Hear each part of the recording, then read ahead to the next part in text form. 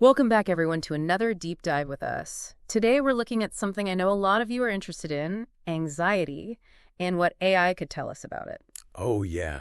This is a fascinating area. Definitely. So we're going to be talking about a study on generalized anxiety disorder, GAD for short, Right.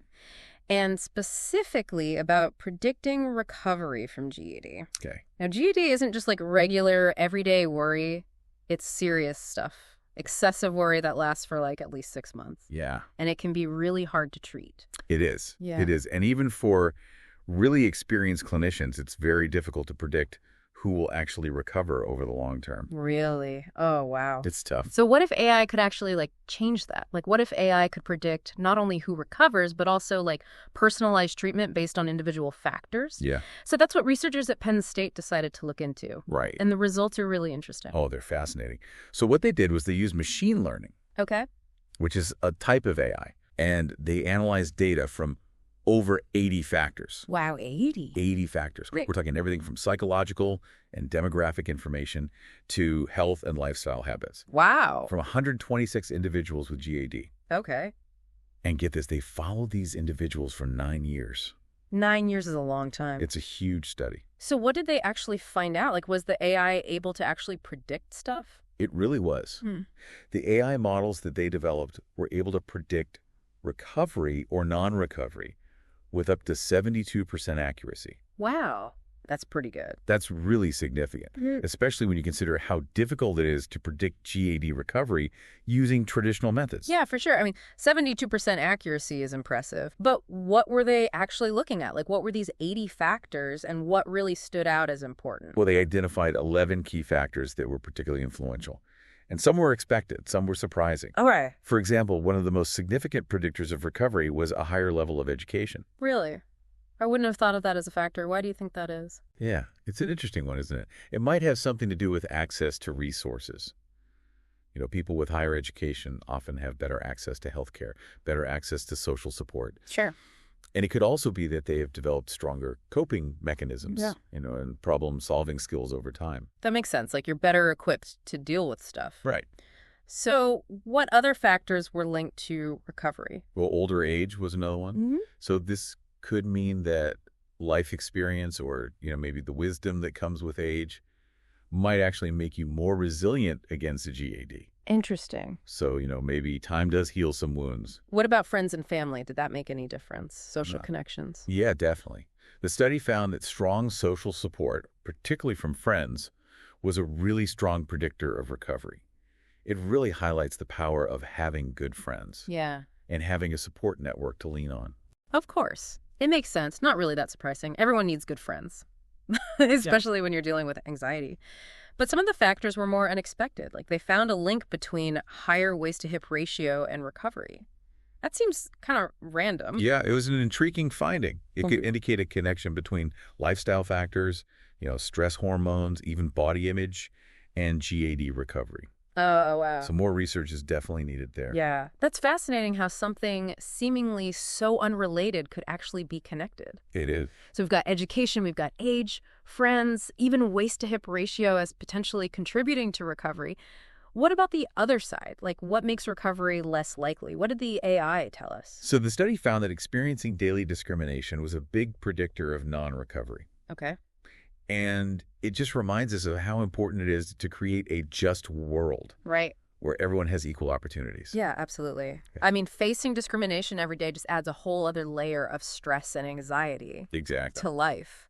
The study also highlighted the connection between depressed affect, Okay. so, feeling down or sad, and a lower chance of recovery, Makes sense. which isn't totally surprising. I mean, anxiety and depression often go hand in hand. So if you're dealing with both anxiety and depression, the road to recovery from GAD might be more difficult. Right. That's what the data suggests. And here's a really interesting one.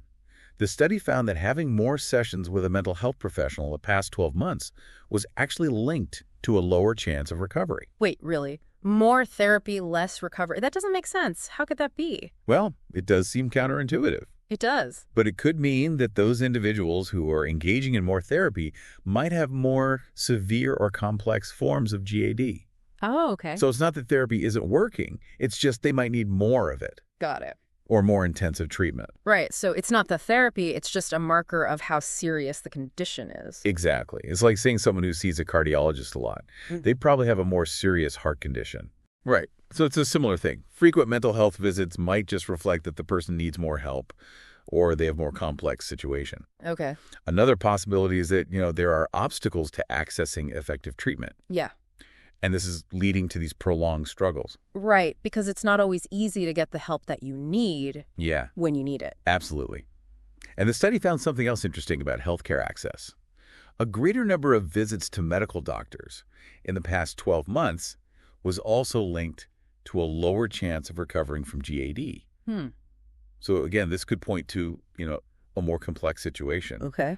Or maybe difficulties navigating the healthcare system to get the right kind of care for their anxiety. It sounds like a theme. It does. Like all these things like discrimination and depression and just difficulty accessing quality health care seem to make recovery from GAD more difficult. They do. Like it just highlights how much our social and environmental factors play a role in our mental health. It shows you how connected everything is. Yeah.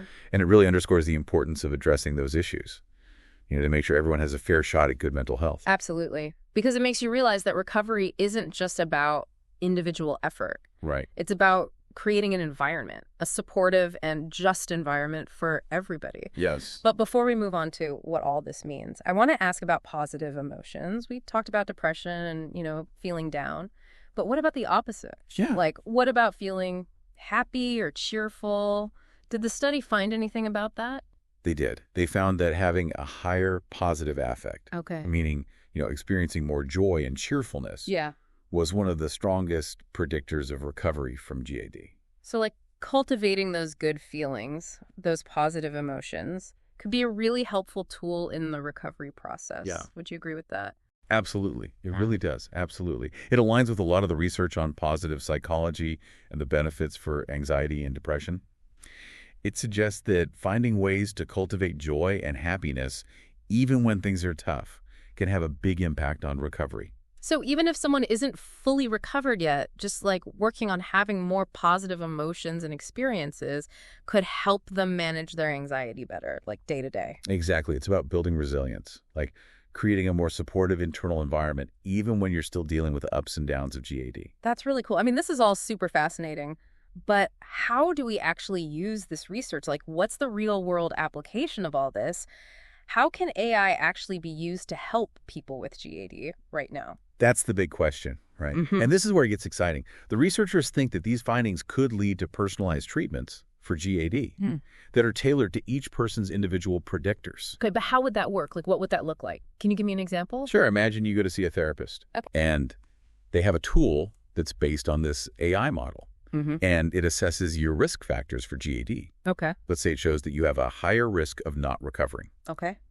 Maybe because you're experiencing discrimination every day, or you have those feelings of sadness we talked about, depressed affect. Right.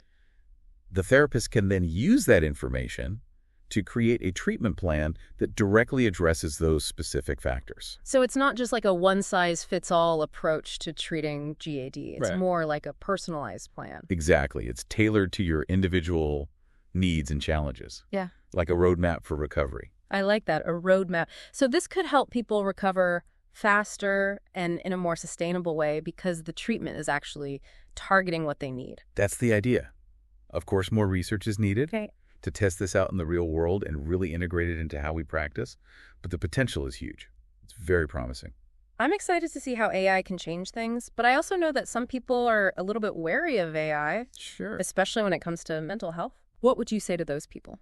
It's understandable to have some reservations. Yeah. It's important to remember that AI is a tool.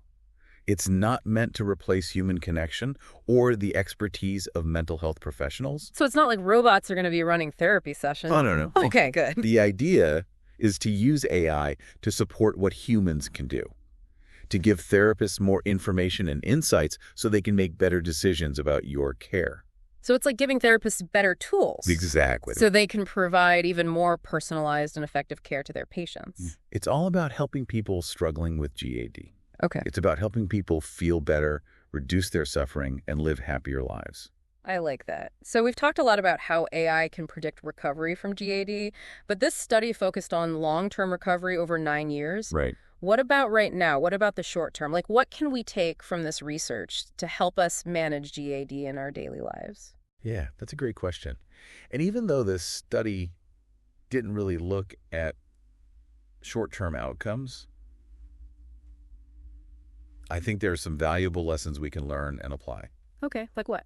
Well, remember we talked about social support Yeah, and positive affect, right. how those were strong predictors of recovery. Right. Well, focusing on those things right now can really help people manage their GAD in the present. So even if you're not talking about being fully recovered, just having those good connections and working on feeling happier could help you cope better day to day. Exactly. It's about building resilience Yeah, and creating that supportive environment for yourself. I like that. So it's not all just happening to us. We can actually take steps to manage our anxiety Absolutely. and build that resilience you're talking about. You got it. And, it doesn't have to be some big thing. Even small actions that you do consistently can make a difference over time. Okay, so what kind of small actions are we talking about here?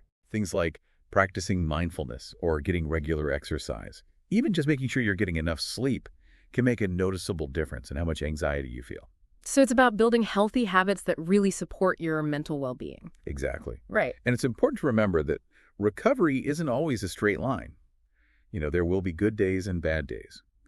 But if you keep at it, have a good support system, and are willing to learn and adapt for the shirt, you can deal with the challenges of GAD and live a really meaningful and fulfilling life. This has been such an insightful conversation. I'm actually feeling a lot more optimistic about the future of GAD treatment. But before we wrap things up, I want to leave our listeners with a thought. Okay. We've seen how AI can help us figure out who's likely to recover and create these personalized treatment plans. Right. But what about prevention?